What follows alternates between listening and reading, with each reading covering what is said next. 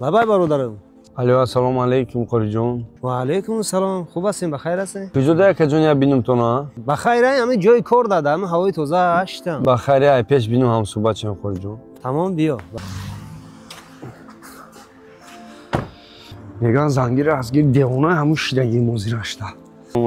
بیا کجا سوس تنج کارو خوب. بیا جب شکل صحبت کنیم. چه تنجی بود؟ بخیر بود؟ تنجی نمی کاری خیر کردنیم راستیش گفتم خطا بینم ای پیش هم صحبت چیم. تنجی اخی؟ تنجی کجا نمی راستیش توی دارم.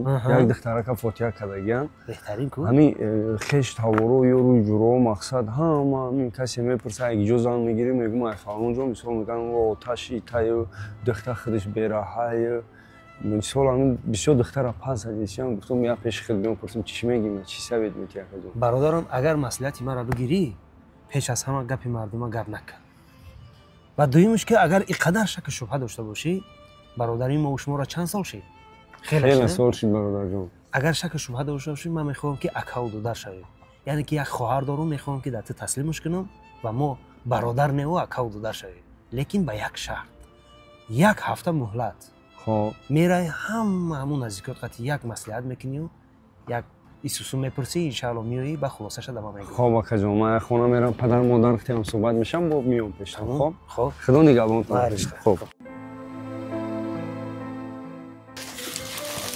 با سلام علیکم سوستین حاجی جون در کجای کم نمو اینمی روسیش توی دارم هدایم ای مبارک شود سلامت باش شیرینر چی حال داری خدا را شکر بیست کی را گرفتی بخون اما اکا عبدالله کو میشنه شون هم خواهر او عبدالله یا مینو بیستی به حاجی جان خب او عبدالله یا ماشینی که خواهرش یا بیره های ویس قشلاق همه او را میدونن من با فایده خود دوستم برادر یعنی با چی گفتن انسانای خوبان نه هر کس هرچی میگه ویس قشلاق میدونن ریالی که وای بیره های اکاش یا ماشینی که خب زنده باشی برای چی خیلی موضوع بلند با پرسیم خیلی با چی با رحمتی گفتیم خب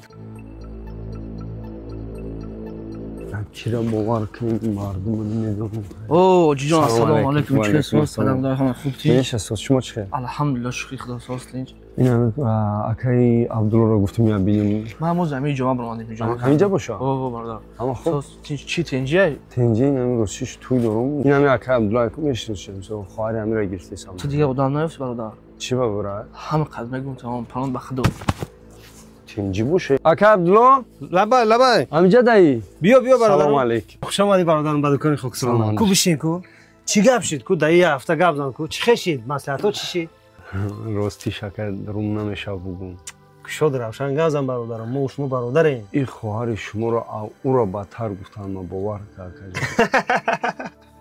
ای خدا او ما گفتم که به عمد گپ مردم نشو همین نزدیکای مرا پرس من خواهر ندارم چیکار کرد خدا او اید به یک قوله که دهه در روزه را بسته میشه دهه مردم بسته نمیشه به عمد مردم نشو 40-50 تا میری اگر گپ مردم باشه تو زنگ گرفتن نمیتونی برادرم چیکار کنم اکا راو همون نامزد تا بگی بینا باشم اکا ما ادب برام راو کی دیگه فوتیاش نکنم